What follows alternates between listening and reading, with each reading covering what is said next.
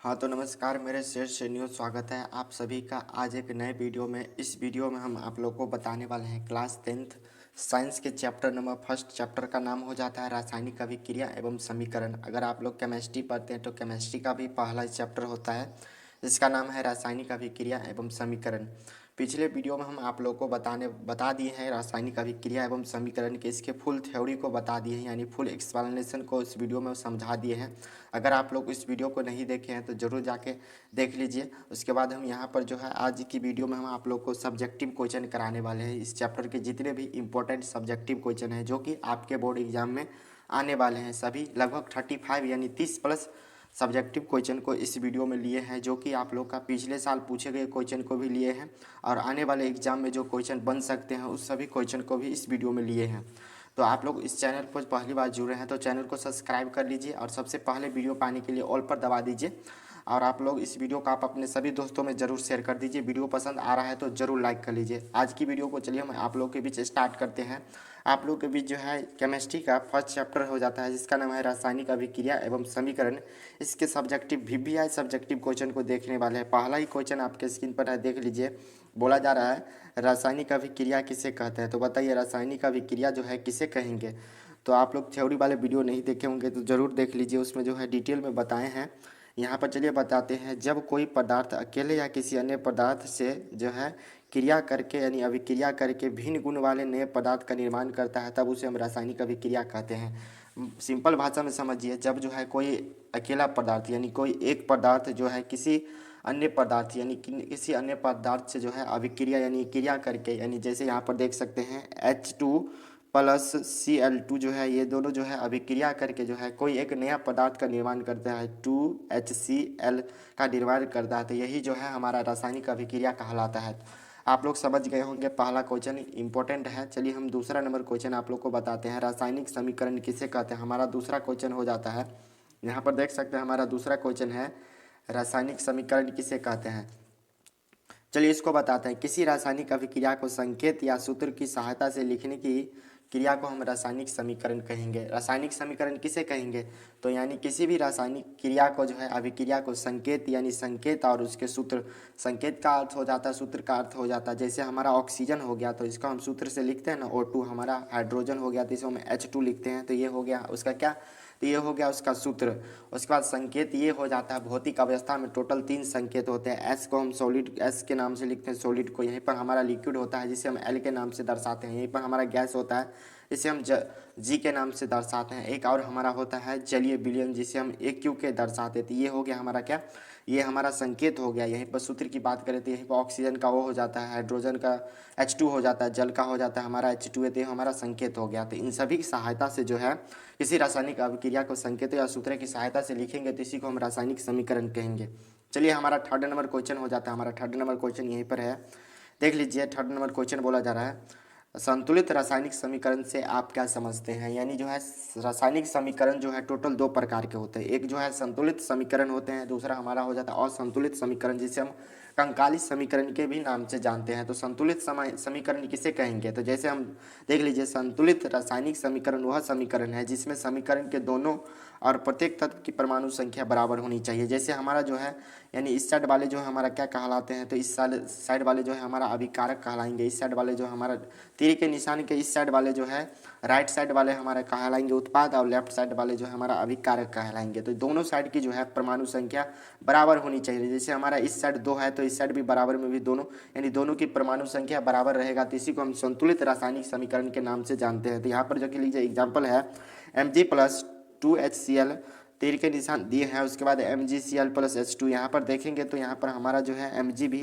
समान है, उसके बाद हमारा H2 यहाँ पर 2H2 भी है, Cl2 यानी दोनों जो है क्या हमारा Cl2 भी यहाँ पर 2 है, यानी अगर 2 से मल्टीप्लाई करेंगे तो ये भी हमारा समान हो गया। तो इसी को हम रासायनिक समीकरण यानी संतुलित रासायनिक समीकरण कहेंगे। चलिए हमारा फोर्थ नंबर क्वेश्चन हो जाता है, वही क्वेश्चन सेम क्वेश्चन।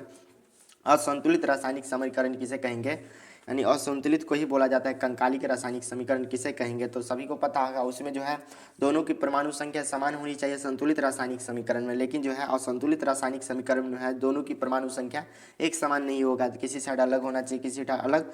तो देख लीजिए यहाँ पर जो H2 यहाँ पर हाइड्रोजन 2 है, इस साइड फिर Cl2 भी 2 है, लेकिन इस साइड देखें तीर के, इस साइड देखें राइट साइड देखेंगे तो हमारा H भी एक ही, हाइड्रोजन भी एक है, Cl2 भी एक है। तो ये जो है हमारा क्या हो जाएगा, तो असंतुलित रासायनिक समीकरण हो जाएंगे। चलिए अगला क्वेश्चन लेते हैं।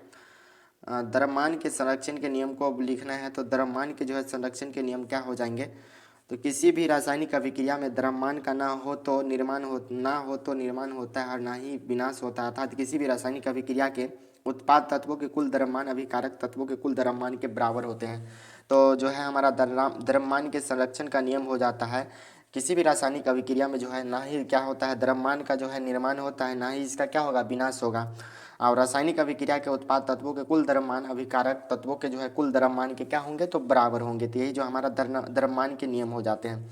अगला क्वेश्चन हो जाता है 6 नंबर, रासायनिक समीकरण को संतुलित क्यों किया जाता है। तो बताइए, रासायनिक समीकरण है, इसको हम संतुलित क्यों करेंगे। तो किसी भी रासायनिक समीकरण को द्रव्यमान संरक्षण के नियम पर पूरा करने के लिए संतुलित किया जाता है। यानी हमारा जो है रासायनिक समीकरण को है संतुलित क्यों किया जाता है, तो यही हमारा जो है द्रव्यमान संरक्षण के नियम के अनुसार जो है रासायनिक समीकरण को हम संतुलित करते हैं। तो हमारा यहाँ तक 6 तक क्वेश्चन था। आप लोग समझने में कोई दिक्कत होगा तो जरूर आप लोग कमेंट बॉक्स में लिखिए।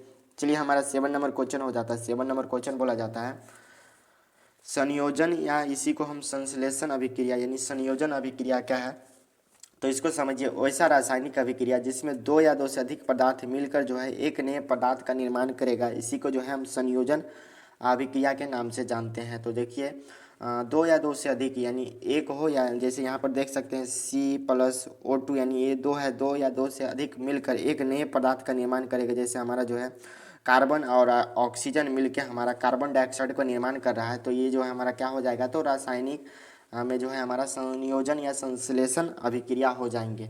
यहाँ पर देख सकते हैं 2 अलग अलग पदार्थ, यहाँ पर ए पदार्थ ये है, बी पदार्थ ये, दोनों मिलकर जो है एक नया पदार्थ सी पदार्थ को निर्माण कर रहा है। तो यही जो हमारा संयोजन अभिक्रिया कहलाएंगे। 8 नंबर हमारा क्वेश्चन हो जाता है वियोजन रासायनिक अभिक्रिया किसे कहते हैं। वियोजन या इसी को हम विघटन अभिक्रिया के नाम से जानते हैं, विघटन अभिक्रिया के नाम से जानते हैं। तो बताइए वियोजन या विघटन अभिक्रिया किसे कहेंगे। तो वियोजन या अपघटन होगा, विघटन नहीं होगा। अपघटन अभिक्रिया वो अभिक्रिया है जिसमें किसी यौगिक के बड़े अणु को टूटने से या छोटे छोटे सरल यौगिक का निर्माण होता है, तो इसी को हम क्या कहेंगे, तो वियोजन अभिक्रिया कहेंगे। यहाँ पर देख सकते हैं जिसमें किसी यौगिक के बड़े अणु के टूटने से 2 या 2 से अधिक सरल यौगिक का निर्माण होता है। जैसे एक कोई बड़ा मान लीजिए यहाँ पर CaO3 एक जो है बहुत बड़ा अणु है, इसको हम 2 भाग में इसे तोड़ेंगे, यानी बड़े यौगिक को जो है छोटे छोटे अणु में तोड़ते हैं, इसी को वियोजन, यानी वियोजन का मतलब हो जाता है टूटना, 2 बराबर हिस्सों में टूटना। तो CaO+CO2 जो है हमारा क्या 2 भाग में टूट रहा है, तो इसी को जो है वियोजन अभिक्रिया या अपघटन अभिक्रिया के नाम से जानते हैं। 9 नंबर हमारा क्वेश्चन हो जाता है ऊष्माक्षेपी अभिक्रिया क्या है। तो ऊष्माक्षेपी अभिक्रिया क्या है, आप सभी को पता होगा, जिस अभिक्रिया में उत्पादन के साथ साथ ऊर्जा का भी उत्सर्जन होता है, यानी जो है उसी को हम ऊष्माक्षेपी अभिक्रिया के नाम से जानते हैं। यहाँ पर देख सकते हैं बोला जा रहा है जिस अभिक्रिया में उत्पादन के साथ, यानी जिस अभिक्रिया में जो है किसी भी चीज़ का अगर उत्पादन हो रहा है तो वहाँ पर क्या होगा, ऊष्मा का भी क्या होगा, उत्सर्जन होगा, यानी विकास होगा। तो इसी प्रक्रिया को हम ऊष्माक्षेपी अभिक्रिया कहते हैं। एग्जाम्पल के तौर पर समझिए, यहाँ पर H2+O2, यहाँ उसके बाद जो हमारा निर्माण होता है H2O, यानी जल का निर्माण होता है। हाइड्रोजन और ऑक्सीजन ये जो है इसमें क्या हो रहा है, तो ऊष्मा का क्या हो रहा है, तो उत्सर्जित हो रहा है, यानी निर्माण हो रहा है। तो यहाँ पर आप लोग समझ गए होंगे। चलिए अगला क्वेश्चन है ऊष्माक्षेपी अभिक्रिया का क्या हो जाएगा, तो उसमें जो है उत्सर्जन हो रहा था, यहीं पर इसमें जो है अवशोषण होगा, यानी अंदर जाएगा। जिस अभिक्रिया में ऊष्मा का अवशोषण होता है उस ऊष्माशोषी अभिक्रिया के नाम से जानते हैं। यहाँ पर देख सकते हैं C+H2O, इसको हम यहाँ पर ऊर्जा देंगे तो यहाँ पर C+H2 का हमारा क्या होगा, तो निर्माण होगा। तो यहीं पर जो है अवशोषण हो रहा है किसका, तो यहाँ पर देख सकते हैं ऊर्जा का अवशोषण हो रहा है। तो आप लोग समझ गए। चलिए अगला क्वेश्चन हमारा हो जाता है 11 नंबर, विस्थापन या एकल विस्थापन अभिक्रिया क्या है। इसी को हम एकल विस्थापन के भी नाम से जानते हैं और इसे विस्थापन भी कहते हैं।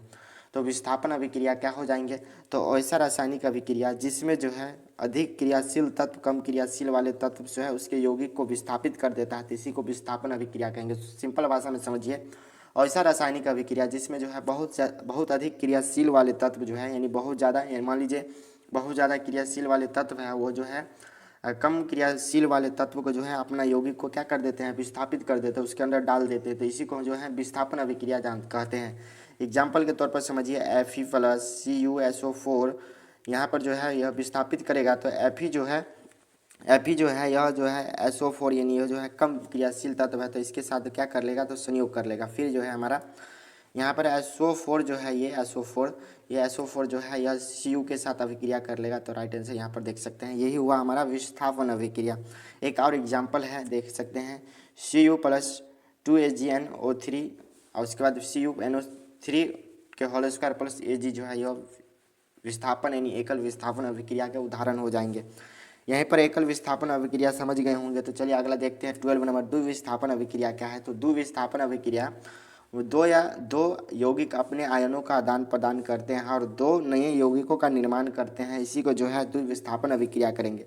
इसमें जो है कम क्रियाशील वाले तत्व जो है अधिक क्रियाशील वाले तत्व कम क्रियाशील वाले तत्व को क्या कर देते, तो विस्थापित कर देते थे। इसमें जो है इसका ठीक उल्टा हो रहा है, दो यौगिकों के बीच अपने आयनों का आदान प्रदान होंगे और फिर दो नए यौगिक का निर्माण करेंगे। जैसे यहाँ पर एग्जाम्पल के तौर पर देखिए, यहाँ पर एक तत्व XY प्लस AB है, यानी दो अलग अलग तत्व है, यह निर्माण कर लेगा। तो यहाँ पर X यानी B प्लस AY ये जो है ये दो नए यानी यहाँ पर क्या कर रहा है, यौगिकों का आदान प्रदान कर रहा है। तो यहाँ पर एग्जाम्पल के तौर पर देखिए NaCl प्लस AgNO3, उसके बाद हमारा प्राप्त होता है AgCl2 प्लस NaOH3, ये जो है हमारा द्विविस्थापन अभिक्रिया में प्राप्त हो रहे हैं।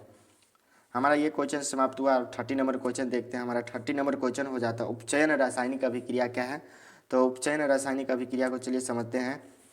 ऐसा रासायनिक अभिक्रिया जिसमें जो है पदार्थ ऑक्सीजन को ग्रहण करता है तथा हाइड्रोजन का क्या करते हैं, त्याग करते हैं, इसी को जो है उपचयन या इसी को जो है ऑक्सीकरण अभिक्रिया के नाम से जानते हैं। इसमें सिंपल भाषा में समझिए, ऐसा रासायनिक अभिक्रिया जिसमें जो है ऑक्सीजन अपने अंदर लेता है और हाइड्रोजन को बाहर निकालता है यानी त्याग करता है, इसी को जो है उपचयन अभिक्रिया कहते हैं।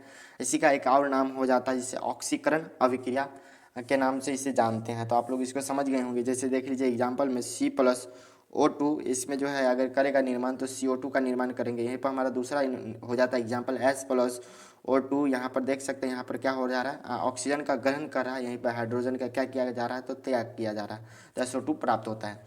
यहीं पर अगला सेम उसी का उल्टा हो जाएगा, यहाँ पर जो है ऑक्सीजन ग्रहण करेगा तो यहाँ पर जो है यहाँ पर हाइड्रोजन को ग्रहण करेगा, ऑक्सीजन को त्याग करेगा, ये इसका ठीक उल्टा हो जाएगा। उपचयन या इसी को हम अवकरण अभिक्रिया के नाम से जानते हैं। उसको ऑक्सीकरण अभिक्रिया के नाम से जानते थे उपचयन को, और अपचयन को अवकरण अभिक्रिया के नाम से जानते हैं। ऐसा रासायनिक अभिक्रिया जिसमें पदार्थ हाइड्रोजन को ग्रहण करता है तथा ऑक्सीजन को त्याग करता है, इसी प्रक्रिया को जो है उपचयन या अवकरण अभिक्रिया के नाम से जानते हैं। उसमें जो है हमारा क्या हो रहा था, ऑक्सीजन ग्रहण हो रहा था, लेकिन यहाँ पर जो है हाइड्रोजन को ग्रहण करेगा, ऑक्सीजन को त्याग करेगा। एग्जाम्पल के तौर पर देखिए H2+O2, यहाँ पर अगर निर्माण करेंगे तो हमारा जो है H2O प्राप्त होगा। यहाँ पर समझ गए हूँ एग्जाम्पल। चलिए अगला क्वेश्चन देखते हैं 50 नंबर जो है ये अगला क्वेश्चन हमारा हो जाता है अभिक्रिया। यहाँ पर रेडोडक्स अभिक्रिया हो जाएंगे, यहाँ पर देख लीजिए लिखने में दिक्कत हो गया, रेडोडक्स अभिक्रिया हो जाएंगे। यहाँ पर देख सकते हैं किसी रासायनिक समीकरण में उपचयन तथा अपचयन अभिक्रिया अगर साथ साथ हो रहे हैं तो इसी को जो है हम रेडोडक्स अभिक्रिया के नाम से जानते हैं। यहाँ पर देख लीजिए ये क्वेश्चन जो है थोड़ा इंपॉर्टेंट है, इसको देख लेना है। पूछा जाएगा आपके एग्जाम में रेडोडक्स अभिक्रिया क्या है, तो सिंपल भाषा में आप लोग को उसका आंसर लिखना है। किसी रासायनिक समीकरण में उपचयन तथा अपचयन अभिक्रिया दोनों अगर एक साथ साथ हो रहा है तो इसी को जो है रेडोडक्स अभिक्रिया के नाम से जानते हैं। एग्जाम्पल के तौर पर देखिए Cu+2 यहाँ पर हमें प्राप्त होगा, तो O2 प्लस Cu जो है हमारा इस तरह प्राप्त होता है। चलिए अगला देखते हैं संसारण किसे कहते हैं, तो संसारण समझिए ये भी इम्पोर्टेंट हो जाते हैं। जब कोई धातु अपने आसपास उपस्थित अम्ल नमी आदि के संपर्क में आती है तो वो वस्तु जो है संसारित हो जाती है, इसी प्रक्रिया को जो हम संसारण कहते हैं। संसारण का मतलब सिंपल भाषा में समझ लीजिए यानी जंग लग जाना। यानी जंग किस में लगता है, तो जो भी लोहा वगैरह चीज़ होता है उस समय में जो है जंग लगता है, चांदी में जंग लगता है इस समय जो है। तो इसमें देख लीजिए जब कोई धातु अपने आसपास उपस्थित यानी आप अपने आसपास उपस्थित यहाँ पर उसको जो है अम्ल के साथ संपर्क हो जाए, नमी के साथ संपर्क हो जाए, वायु के साथ संपर्क हो जाए, यानी खुले वातावरण में छोड़ दिया जाए तो वो जो है संसारण हो जाती है, यानी संसारित हो जाती है, जंग लग जाती है। इसी घटना को जो है संसारण के नाम से जानते हैं। यहाँ पर देख लीजिए लोहे को जंग से बचाने के 2 उपाय को लिखना है। ये क्वेश्चन कई बार पूछे जा चुके हैं, तो ये आपके एग्जाम के लिए भी इंपॉर्टेंट है, इसको भी देख लेना है। ये भी क्वेश्चन इंपॉर्टेंट है, इसको भी देख लेना है। तो देख लीजिए यहाँ पर लोहे को जंग बचने से 2 उपाय निम्नलिखित है। पहला जो है लोहे में हम पेंट करके यानी उसके ऊपर जो है कलर चढ़ा के, इस तरह कलर चढ़ा के जो है हम उसमें जो है देखिए कलर चढ़ा के, जैसे रेड कलर कोई भी कलर चढ़ा के जो है उसको एक पहला कारण है बचा सकते हैं। दूसरा हमारा हो जाता है लोहे पर ग्रीस लगा के, यानी लोहे पर जो है ग्रीस जो होता है उसको चढ़ा के जो है हम 2 कारण पूछा जा रहा है, तो आप लिख लीजिए 2 कारण, आपको 2 में 2 मिल जाएगा। तो इस तरह जो है हम लोहे को जंग लगने से बचा सकते हैं। चलिए अगला हमारा हो जाता है विक्रगंधिता किसे कहते हैं, तो विक्रगंधिता किसे कहते हैं तो किसी तेलीय या वसायुक्त पदार्थ को खुले वातावरण में रहने के बाद ऑक्सीजन से क्रिया कर दुर्गंधित स्वाधीन हो जाती, तो इसी घटना को जो है विक्रगंधिता के नाम से हम लोग जानते हैं। तो यानी विक्रगंधिता किसे कहेंगे, तो किसी भी तेलीय यानी तेल का कोई भी सामान हो जाए, वसायुक्त कोई भी सामान हो जाए, इसे जो है हम खुले वातावरण में छोड़ देंगे तो यह जो है ऑक्सीजन से साथ अपना संपर्क बना के जो है वो चीज़ अपने आप को दुर्गंधित यानी बदबू देने लगेगा, फिर वो स्वाधीन होने लगेगा। यही घटना को जो है विक्रगंधिता के नाम से जानते हैं। चलिए अगला क्वेश्चन हम देख लेते हैं। 90 नंबर क्वेश्चन हो जाता है उदासीनीकरण अभिक्रिया क्या है। तो ऐसी अभिक्रिया जिसमें कोई अम्ल किसी भरण के साथ अभिक्रिया करके लवण और जल बनाता है। यहाँ पर भस्म होगा, यहाँ पर भरण लिखा गया भस्म होगा। भस्म के साथ अभिक्रिया करके लवण और जल बनाते हैं, इसी घटना को जो है उदासीकरण अभिक्रिया कहते हैं। तो इसको समझ गए होंगे। ऐसी अभिक्रिया जिसमें कोई अम्ल किसी भस्म के साथ अभिक्रिया करके जो है लवण बनाते हैं, जल बनाते हैं, इसी को उदासीनीकरण अभिक्रिया कहते हैं। अगला 20 नंबर हमारा क्वेश्चन हो जाता है अवक्षेपण रासायनिक अभिक्रिया किसे कहते हैं। तो अवक्षेपण रासायनिक अभिक्रिया किसे कहेंगे, ऐसी रासायनिक अभिक्रिया जिसके कोई प्रतिफल ठोस के रूप में विलयन से पृथक हो जाता है, उसे अवक्षेपण अभिक्रिया कह देंगे। ऐसी रासायनिक अभिक्रिया जिसमें जो है कोई प्रतिफल ठोस के रूप में विलयन से क्या हो जाए, अलग हो जाए, इसी को हम जो है अवक्षेपण अभिक्रिया कहते हैं। चलिए अगला हमारा क्वेश्चन हो जाता है, देख लीजिए उसका एग्जाम्पल है NaCl plus AgNO3NO plus arrow 3 NaCl plus NOHO3, ये जो है हमारा उसका एग्जाम्पल हो गया। अगला हमारा 21 नंबर क्वेश्चन हो जाता है दहन से आप क्या समझते हैं। तो दहन से आप क्या समझते हैं उसका एग्जाम्पल लीजिए। किसी पदार्थ की ऑक्सीजन में जलने पर ऊष्मा और प्रकाश उत्पन्न होता है, तो इस जलने की क्रिया को जो है हम दहन कहेंगे। जैसे हम दहन जानते होंगे दहन किस प्रकार होता है, तो जब कोई भी वस्तु ऑक्सीजन के संपर्क में आता है तो दहन की जो है और ज़्यादा बढ़ जाता है चांस। तो यहाँ पर ऑक्सीजन में जलने पर ऊष्मा और प्रकाश उत्पन्न होता है, इसी प्रक्रिया को जो है दहन के नाम से जानते हैं। यहाँ पर तक हमारा 21 ऑब्जेक्टिव यानी सब्जेक्टिव है। और चलिए हम यहाँ पर दिखाते हैं 18 और ऑब्जेक्टिव लिए हैं जो कि ऊपर से हैं, देख सकते हैं। यहाँ पर पहला क्वेश्चन है, ये क्वेश्चन देख सकते हैं इंपॉर्टेंट है। यहाँ पर लिया गया पहला क्वेश्चन है रासायनिक अभिक्रिया एवं समीकरण से लोहे की वस्तुओं को हम पेंट क्यों करते हैं। तो बताइए, वहाँ पर जो पूछा गया था लोहे से जंग लगने से बचाने के 2 कारण लिखे, यहाँ पर पूछा गया है लोहे की वस्तुओं को हम पेंट क्यों करते हैं। तो बताइए, लोहे की वस्तु को पेंट इसीलिए करते हैं, लोहे पेंट करने के से लोहे के पदार्थ के ऊपरी भाग जो है यानी छिपा जाता है और वायु के साथ सीधा संपर्क में नहीं आता है, जिसके कारण जो उसमें जंग नहीं लगता है। इसीलिए जो हम जो है पेंट करने से हम लोग की लोहा उस पदार्थ को जंग लगने से बच जाता है। तो इसे पेंट क्यों करते हैं, तो सिंपल भाषा में समझिए, पेंट करेंगे तो हमारा जो है उसका लोहे का जो है ऊपरी वाला भाग जो है वो रंगा जाएगा, तो यानी वो जो है वायु के संपर्क में नहीं आएगा, जिसके कारण जो है उसमें जंग नहीं लगेगा। तो इसी के लिए जो हम लोहे में जो है पेंट करते हैं। तो ये सिंपल क्वेश्चन था। चलिए दूसरा क्वेश्चन हमारा हो जाता है तेल एवं वसायुक्त खाद्य पदार्थ को नाइट्रोजन से प्रभावित क्यों किया जाता है। जो भी है तेल एवं वसायुक्त खाद्य पदार्थ हो जाए जो कि पन्नी वगैरह में मिलता है, वो सभी जो है क्यों नहीं जो है यानी खराब होता है। तो यही क्वेश्चन है, नाइट्रोजन से क्यों उसको जो है नाइट्रोजन गैस क्यों भरी जाती है। तो यहाँ पर देखिए, तेल एवं वसायुक्त खाद्य पदार्थ जो है वायुरोधी बर्तन में रखने से उपचयन की गति धीमी हो जाती है। तेल एवं वसायुक्त पदार्थ जो है नाइट्रोजन से इसीलिए युक्त किया जाता है जिससे उसमें उपचयन ना हो। तो यह जो है वायुरोधी बर्तन हो जाते हैं, यानी जो है वो जो है नाइट्रोजन जो गैस है यह वायुरोधी बर्तन हो जाता है, इसकी जो है गति धीमी हो जाती है। तेल एवं वसायुक्त पदार्थ जो है नाइट्रोजन से इसीलिए युक्त किया जाता है ताकि उसमें जो है उपचयन ना हो ना ही खराब हो, तो इसीलिए जो है नाइट्रोजन गैस को भरा जाता है। अगला क्वेश्चन हमारा हो जाता है कॉपर सल्फेट के विलयन में लोहे का टुकड़ा डाल देने से जो है विलयन का रंग क्यों बदल जाता है। ये जो है आप लोग का NCERT का क्वेश्चन है, देख सकते हैं। कॉपर सल्फेट के विलयन में लोहे का जो है एक टुकड़ा डाल दें विलयन का रंग क्यों बदल जाता है। तो जब लोहे की कील को कॉपर सल्फेट के विलयन में डुबोए जाते हैं तो वह भूरे रंग का हो जाता है और लोहे का कॉपर सल्फेट के घोल में से कॉपर को विस्थापित कर देता है। इसीलिए जो है कॉपर सल्फेट का विलयन जो है एक लोहे की एक टुकड़ा को डाला जाता है, उसका रंग जो है बदल जाता है, यही कारण है। चलिए क्वेश्चन को समझ हुआ, इसका एग्जाम्पल देख लीजिए। Fe जो है Fe प्लस CuSO4, यहाँ पर तीर के निशान हो जाएगा FeSO4 प्लस Cu, लास्ट में हमारा Cu प्राप्त होता है। चलिए अगला क्वेश्चन हम लोग देखते हैं। अगला नंबर हमारा क्वेश्चन हो जाता है उत्प्रेरक से आप क्या समझते हैं। तो उत्प्रेरक से आप क्या समझते हैं, इसका दीजिए तो क्वेश्चन का आंसर। तो ऐसा पदार्थ जो स्वयं रासायनिक प्रतिक्रिया में भाग नहीं लेते हैं लेकिन प्रतिक्रिया के वेग को बढ़ाते हैं या घटाते हैं, उससे जो है उत्प्रेरक कहते हैं। यानी वैसा अभिक्रिया जो है वैसा रासायनिक प्रतिक्रिया जो है स्वयं भाग नहीं लेता, खुद भाग नहीं लेता, लेकिन जो है उसके वेग यानी गति को घटाता है और बढ़ाता है, इसी को जो है उत्प्रेरक कहा जाता है। जैसे देख सकते हैं आप लोग Fe जो है एक उत्प्रेरक की उपस्थिति में बेंजीन के हाइड्रोजन परमाणु का क्लोरीन परमाणु द्वारा प्रतिस्थापन करता है। यहाँ पर देख लीजिए बेंजीन प्लस क्लोरीन, यहाँ पर इसके साइड अगर आएगा तो क्लोरोबेंजीन बनेगा, फिर जो है हाइड्रोजन क्लोराइड का निर्माण होगा। इस तरह जो है यह उत्प्रेरक का एग्जाम्पल होगा। Fe का मतलब लोहा जो है सबसे ज़्यादा जो है ये हो जाता है। अगला क्वेश्चन हमारा हो जाता है वायु में जलने से पहले मैग्नीशियम रिबन को साफ क्यों किया जाता है। तो ये जो है आपके एनसीईआरटी का क्वेश्चन है। ये क्वेश्चन देखे होंगे आपके एनसीईआरटी बुक में है।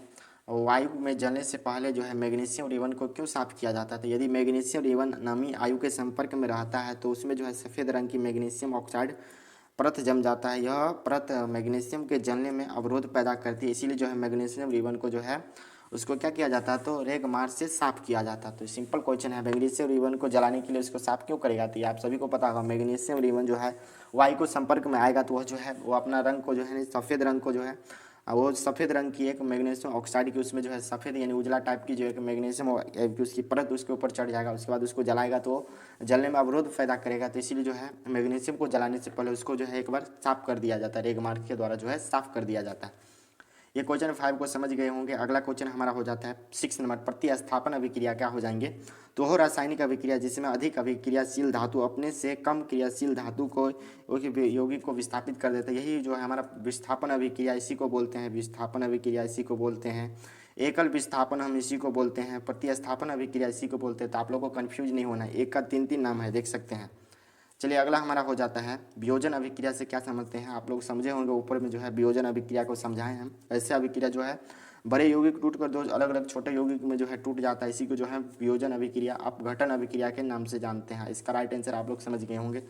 चलिए अगला देखते हैं संतुलित रासायनिक समीकरण क्या है और इसे संतुलित करना क्यों आवश्यक है। तो आप सभी को पता होगा ये जो है हमारा संतुलित करना क्यों आवश्यक है। तो रासायनिक अभिक्रिया में द्रव्यमान के संरक्षण के नियम के अनुसार संतुष्ट करने के लिए जो है रासायनिक समीकरण का संतुलित होना ये जो है बहुत ज़्यादा आवश्यक हो जाते हैं। ये क्वेश्चन को भी आप लोग ऊपर समझ गए होंगे, रासायनिक समीकरण क्या है, इसे संतुलित करना क्यों आवश्यक है, ऊपर बताए हैं, देख लीजिए। उसके बाद हमारा 9 नंबर क्वेश्चन हो जाता है ऊष्माक्षेपी और ऊष्माशोषी अभिक्रिया को भी ऊपर बताए हैं, देख लीजिए। ये सब क्वेश्चन थोड़ा ज़्यादा रिपीट हुआ है, यानी 2-3 बहुत बार ये सब क्वेश्चन पूछा गया है, इसीलिए जो हमें ये सब क्वेश्चन को 2 बार लिए है, देख लीजिए। ऊष्माक्षेपी ऐसी अभिक्रिया जिसमें ऊष्मा निकलती है उसे ऊष्माक्षेपी अभिक्रिया कहते हैं, देख सकते हैं। एग्जाम्पल के रूप में मेथेन दहन की अभिक्रिया ऊष्माक्षेपी अभिक्रिया है, और उसके बाद ऊष्माशोषी अभिक्रिया क्या हो जाएगी। तो ऐसी अभिक्रिया जिसमें जो ऊष्मा अवशोषित होती है उसमें जो है ऊष्मा क्या करती है निकलती है, इसमें जो अवशोषित होती है यानी अपने अंदर जाती है, तो इसी को जो है ऊष्माशोषी अभिक्रिया कहेंगे। अपक्षेपण अभिक्रिया क्या है, तो देख लीजिए अपक्षेपण अभिक्रिया जो है जब 2 विलयनों को मिलाया जाता है तो उनकी अभिक्रिया में श्वेत रंग का एक पदार्थ का निर्माण हो जाता है। जल के विलय में जो है इसके अविलय पदार्थ, अब इसी को जो है अपक्षेपण अभिक्रिया कहते हैं। इसी को हम ऊपर समझाएं, ये भी जो है समझाएं। ये सब क्वेश्चन है थोड़ा ज़्यादा पूछा गया, इसीलिए जो है ये क्वेश्चन को रिपीट कर लिए हैं, 2 बार ले लिए गए। ये देख लीजिए क्वेश्चन नहीं बताए हैं। श्वसन को ऊष्माक्षेपी अभिक्रिया जो है क्यों कहा जाता है, क्यों कहते हैं, वर्णन कीजिए। हम जीवित रहने के लिए जो है हमें ऊर्जा की ज़रूरत होती है। आप सभी को पता होगा हमें जीवित रहने के लिए जो है ऑक्सीजन की ज़रूरत पड़ती है, ऊर्जा की ज़रूरत पड़ता है। तो यह जो है ऊर्जा हमें भोजन से मिलती है जिससे हम खाते हैं। पाचन के दौरान भोजन में सरल पदार्थ में टूट जाते हैं। उदाहरण के लिए चावल, आलू तथा ब्रेड में कार्बोहाइड्रेट होता है। ये कार्बोहाइड्रेट टूटकर ग्लूकोज बनते हैं। यह ग्लूकोज हमारे शरीर की कोशिका में ऑक्सीजन से संयोग करते हैं और ऊर्जा प्रदान करते हैं। इस क्रिया को जो है विशेष नाम है श्वसन, जो कि आप लोग आगे चैप्टर पढ़ेंगे बायोलॉजी के जो है जैव प्रक्रम में पढ़ेंगे श्वसन को बहुत ही विस्तार से। तो यहाँ पर देखिए क्या कहा जा रहा है, यानी हमें जीवित रहने के लिए ऊर्जा की आवश्यकता है। तो ये जो है ऊर्जा हमें भोजन से मिलते हैं, हम खाते हैं। जैसे कि पाचन के दौरान हमें भोजन सरल पदार्थों में टूट जाता है। जब हम खाना खाएंगे तो इसे जो है अलग अलग पार्टों में, बॉडी के अलग अलग पार्टों में भेजा जाता है, तो अलग अलग पार्ट में टूट जाते हैं। प्रोटीन, विटामिन, कार्बोहाइड्रेट इस सभी भाग में जो है टूट जाता है। उदाहरण के लिए देख लीजिए चावल, आलू तथा ब्रेड में जो है कार्बोहाइड्रेट होता है, तो कार्बोहाइड्रेट टूटकर ग्लूकोज बनते हैं। उसके बाद यह ग्लूकोज हमारे शरीर की कोशिका में जो है ऑक्सीजन से संयोग करता है, उसके बाद ऊर्जा प्रदान करती है। तो इसी का एक विशेष नाम दे दिया गया है श्वसन। यहाँ पर देख सकते हैं, देख लीजिए हमारा जो है श्वसन किस प्रकार होता है, देख लीजिए C6H12O6, फिर हमारा 6O2 हो जाएगा, फिर हमारा इस साइड आएगा तो 6CO2 प्लस 6H2O प्लस ऊर्जा। इस तरह जो है हमारा श्वसन जो है एक ऊष्माक्षेपी अभिक्रिया हो जाएंगे। अगला क्वेश्चन हमारा हो जाता है, देख लीजिए यहाँ पर कुछ और है। चूंकि ग्लूकोज श्वसन अभिक्रिया है इसीलिए ऊष्मा निकलती है, अतः श्वसन एक ऊष्माक्षेपी अभिक्रिया हो जाएगा। ग्लूकोज जो है श्वसन अभिक्रिया है और इसमें जो है ऊष्मा निकलती है, तो श्वसन जो है एक ऊष्माक्षेपी अभिक्रिया हो जाएंगे। 12 नंबर हमारा क्वेश्चन हो जाता है, प्रकाश अपघटन अभिक्रिया से आप क्या समझते हैं? तो यही जो है इसका जो है 3 भाग होता है अपघटन अभिक्रिया का। प्रकाशीय विद्युत वियोजन, ऊष्मीय वियोजन, उसी में से जो है एक है प्रकाश अपघटन अभिक्रिया किसे कहेंगे? तो इसमें जो अपघटन अभिक्रिया के वियोजन वह अभिक्रिया है जिसमें किसी यौगिक के बड़े अणु टूट कर छोड़ दो या दो से छोटे यौगिक में निर्माण होता है जिसके गुण मूल यौगिक के गुण से भिन्न होते हैं। इसी जो है प्रकाश अपघटन अभिक्रिया के कहेंगे। जैसे 2AgCl, यहाँ पर सूर्य की प्रकाश यहाँ पर डालेंगे तो हमें प्राप्त होगा 2Ag + Cl2। इस प्रकार जो है प्रकाश अपघटन अभिक्रिया के उदाहरण हो जाएंगे। अगला क्वेश्चन है, वियोजन अभिक्रिया को संयोजन अभिक्रिया के विपरीत क्यों कहा जाता है? तो यानी जो है वियोजन संयोजन अभिक्रिया के विपरीत क्यों है? तो इसमें जो है वैसी अभिक्रिया जिनमें 2 या 2 से अधिक संयुक्त पदार्थ होकर केवल एक पदार्थ का निर्माण करते हैं, इसी को संयोजन अभिक्रिया कहेंगे। उसी को वैसे जिनमें यौगिक 2 या 2 से अधिक सरल यौगिक टूट कर जो है एक यौगिक का निर्माण करेंगे, इसी को वियोजन अभिक्रिया कहेंगे। तो यह जो है एक दूसरे के विपरीत है। इसमें जो है 2 मिल के जो है, मान लीजिए यहाँ पर A + B मिल के जो है हमारा किस चीज़ का निर्माण कर रहा है? यहाँ पर C का निर्माण कर रहा है, लेकिन यहाँ पर जो है इसका उल्टा ठीक होगा, C जो है A + B का निर्माण कर रहा है, तो इसी का ठीक विपरीत हो जाएगा, यानी उल्टा हो जाएगा। तो इसी को वियोजन को संयोजन अभिक्रिया के विपरीत कहेंगे। चलिए अगला क्वेश्चन हमारा रासायनिक अभिक्रिया क्या है? तो आप लोग जानते हो कि रासायनिक अभिक्रिया जो है क्या कहा, रासायनिक अभिक्रिया से आप क्या समझते हैं? जब कोई रासायनिक परिवर्तन होता है तो हम जानते हैं, जैसे रासायनिक परिवर्तन जैसे हमारा भोजन का पकना, अंगूर का कीवन होना, यानी अंगूर से जो है ये जो किशमिश बनता है यानी बदलता है, ये होता है सांस लेना, ये सभी जो है रासायनिक अभिक्रिया के जो है उदाहरण है। संतुलित और संतुलित रासायनिक समीकरण क्या हो जाएंगे? तो जो है अभिकारक और उत्पाद के जो है दोनों की 60 की परमाणु संख्या बराबर हो तो उसे संतुलित समीकरण है, जिसमें जो है उत्पाद और अभिकारक, उत्पाद का ही दूसरा नाम अभिकर्मक और अभिकारक का दूसरा नाम अभिकर्मक और उत्पाद का दूसरा नाम प्रतिफल, यानी दोनों की परमाणु संख्या यानी भिन्न हो यानी अलग अलग हो तो इसी को असंतुलित रासायनिक समीकरण के नाम से जानते हैं। श्वसन एक ऊष्माक्षेपी अभिक्रिया क्या है? तो ये ऊपर हम आप लोग को बताए हैं, देख लीजिए क्वेश्चन रिपीट हुआ है। यहाँ पर 70 नंबर क्वेश्चन है, संरक्षण से आप क्या समझते हैं? इसके दैनिक जीवन में क्या सब प्रभाव देख सकते हैं? तो देखिए, हम जानते हैं कि लोहे की बनी हुई वस्तु चमकीले होते हैं, कुछ दिन बाद वायु को छोड़ दिए जाने से जो है इसकी सतह भूरे रंग की परत चढ़ जाती है। इस प्रक्रिया को लोहे पर जंग लगना कहा जाता है। इस अभिक्रिया अन्य धातु की परत पर होती है रहती है, उसका रंग बदल जाता है। जब कोई धातु अपने आसपास अम्ल अद्र आदि के संपर्क में आती है तो संसारित हो जाती है। इसी घटना को जो है क्या कहेंगे? तो संसारण कहेंगे। लोहे की बनी वस्तु जो है ज़्यादातर खराब होती है संसारण के कारण। चलिए अगला क्वेश्चन हमारा जो है ये लास्ट हो जाता है, देख लीजिए लास्ट क्वेश्चन है इस चैप्टर के 18 नंबर। भूजे हुए चूने के विलयन का उपयोग दीवारों को सफ़ेदी करने के लिए क्यों किया जाता है? ये जो है आपके एनसीईआरटी का है, देख लीजिए इंपॉर्टेंट है, VBI है।